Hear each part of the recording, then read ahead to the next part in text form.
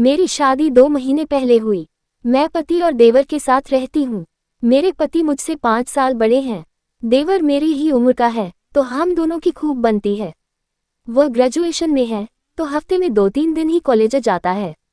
उसे ज़्यादा घर पर ही रहना पसंद है और मेरा भी मन लगा रहता है। मैं अपने पति से ज़्यादा देवर से घुल-मिल गई हूँ, लेकिन मेरे पति भी मेरा बहुत ख्याल रखते हैं। वह अक्सर छुट्टी के दिन मुझे बाहर डिनर या लंच पर ले जाते हैं। कुछ दिनों पहले मेरे पति ऑफिस के काम से 5 दिनों के लिए बाहर गए थे। इसी बीच मैं और मेरे देवर ने खूब मस्ती की। एक रात मुझे अकेले सोने में डर लग रहा था, तो मैं अपने देवर के कमरे में गई। उसने कहा, भाभी यहीं सो जाओ। फिर मेरा देवर काफ़ी करीब आया और उसने कहा कि वह मुझसे प्यार करने लगा है। मैं भी उसके गले लग गई। उसने मुझे किस किया और फिर मैं पूरी तरह बहक गई और हमने सेक्स भी किया। 5 दिनों तक लगातार हम इंटीमेट हुए। अब मेरे पति घर आ गए हैं। वो मुझे सेक्स के दौरान संतुष्ट नहीं कर पाते। मैं सोच रही, काश मैं अपने देवर से शादी कर लेती। समझ नहीं आ रहा क्या करूं। आप अभी बहुत ही मुश्किल समय से गुजर रही हैं।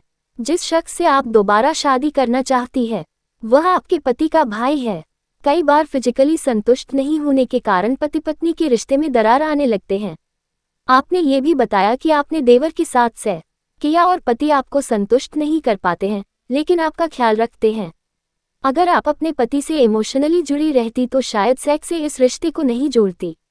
आपकी दोस्ती देवर के साथ भी है और उनसे घुल-मिल भी गई है। ऐसे में वो आपको बेहतर लगने लगे हैं। आप देवर से शादी करने का ख्याल अपने मन में न लाए, तो आप अपनी टूटी शादी को बचा सकती हैं। कई बार लोग अपने पार्टनर से संतुष्ट नहीं होते हैं और किसी दूसरे व्यक्ति से इमोशनली अटैच हो जाते हैं और उससे दोबारा शादी करने का मन बनाने लगते हैं। वक्त के साथ हर रिश्ते में बदलाव आता है। जरूरी नहीं है कि जो आपसे अभी प्यार का दावा कर रहा है, आगे उसके साथ आपका रिश्ता उतना ही स्ट्रॉन्ग रहेगा। अभी आप अपने पति पर ध्यान दें। वो भी आपका ख्याल रखते हैं, आप भी उन्हें प्यार दें। 2 भाइयों के रिश्ते आपके ही हाथ में हैं। आप अपने देवर को भी समझाएं कि ये रिश्ता गलत हो सकता है। उस पर से हट ही नहीं रहा था। मैं नहीं जानती कि मुझे क्या हो रहा है, लेकिन धीरे धीरे मैं उसके प्यार में पड़ गई। ये सब मेरे साथ इसलिए भी हो रहा था क्योंकि मेरा पति मुझ पर बिल्कुल भी ध्यान नहीं देता था। मैंने ऋषभ के साथ नज़दीकियां बढ़ानी शुरू कर दी थी। मैंने उसे हर दिन खाना देना शुरू किया। मैंने उससे न्यूजीलैंड में उसके जीवन के बारे में बात करना भी शुरू किया। इसी बीच एक दिन मैंने उसे डेटिंग ऐप पर लड़कियों की जांच करते देखा। वह चुपके से लड़कियों की प्रोफाइल चेक कर रहा था। मैं नहीं जानती कि मुझे एकदम से क्या हुआ, लेकिन उसी रात मैंने उसी डेटिंग ऐप को डाउनलोड किया जिसका इस्तेमाल ऋषभ करता था और अपनी एक नकली प्रोफाइल बनाई। मैंने सूर्यास्त की ओर फेस करते हुए अपनी एक बहुत ही सुंदर तस्वीर लगाई ताकि वह मेरा चेहरा न देख सके। यही नहीं, जैसे ही मैंने एक दिलचस्प बायो ऐड किया, वह मुझसे कनेक्ट हो गया। हम दोनों आपस में बहुत सारी बातें करने लगे। प्यार भरी बातें करने के मामले में ऋषभ भी बहुत ज़्यादा रोमांटिक था। वह मेरी दूसरी तस्वीरें भी देखना चाहता था, लेकिन मैंने ये कहते हुए देरी कि थोड़ा रहस्य बनाए रखना भी रिश्ते के लिए बेहतर है। मैंने उनसे ये भी पूछा कि क्या हम केवल वर्तमान पर अपना ध्यान केंद्रित कर सकते हैं। हम दोनों हर पल में रोमांटिक महसूस कर सकते हैं। वह इसमें राजी हो गया। धीरे धीरे हम दोनों एक दूसरे से फ्लर्ट करने लगे। हमने एक दूसरे से सेक्स के बारे में भी बात की। इसमें मुझे कुछ भी गलत नहीं लगा। शायद ऐसा क्योंकि मैं उसके साथ हर पल का बहुत ही ज़्यादा आनंद ले रही थी। हालांकि कहीं न कहीं मैं जानती थी कि यह सब बहुत गलत था, लेकिन मैं खुद को रोक नहीं सकी। कुछ ही हफ्तों में हम दोनों के एक दूसरे के बहुत करीब आ गए। हम दोनों एक दूसरे से जुड़ने लगे थे। इसी बीच ऋषभ ने मुझसे मिलने को लेकर जिद करनी शुरू कर दी। वह मुझसे मिलना चाहता था, लेकिन मेरे लिए ये किसी भी तरह से संभव नहीं था। लेकिन एक दिन जब मैं उससे बात कर ही रही थी, तभी अचानक से ऋषभ मेरे कमरे में आया और मुझसे हमारी स्थिति के बारे में सलाह मांगने लगा। उसने मुझे कहा कि वह एक लड़की को चाहता है, जो कि मैं थी। वह उसके साथ कैसे आगे बढ़ सकता है। पहले तो मुझे आश्चर्य हुआ कि वह मुझसे सलाह मांगने क्यों आया है, लेकिन मैंने उसे सामान्य सुझाव देते हुए अपने कमरे से बाहर भेज दिया। उसकी इस हरकत ने मुझे इतना डरा दिया कि मैंने संदेह से बचने के लिए कुछ ही दिनों में अपनी प्रोफाइल को हटा दिया। शायद ऐसा मैंने इसलिए भी किया क्योंकि मैं इस तरह के गंदे रहस्य और झूठ के साथ पकड़ी नहीं जा सकती थी।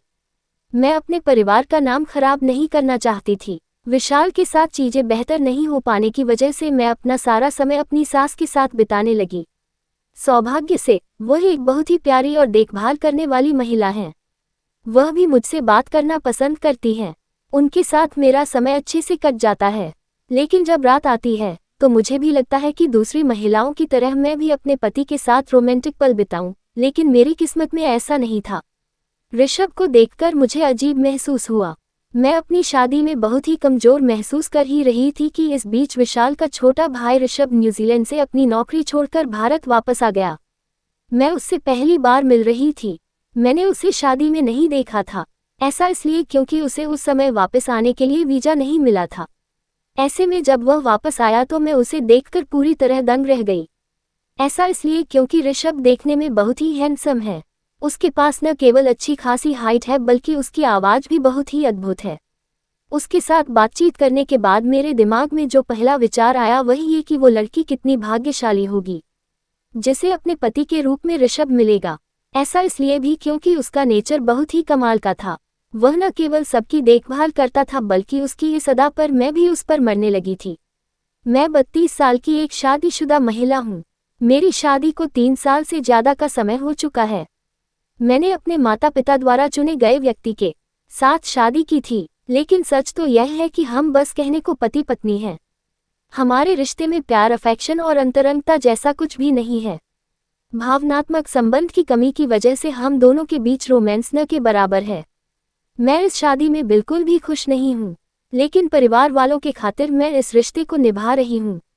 हालांकि इस शादी में बने रहने का एक कारण मेरा देवर भी है, जो कुछ ही महीनों में मेरा सबसे अच्छा दोस्त बन गया था। दरअसल मेरे और मेरे देवर के बीच बहुत अच्छी बनती है।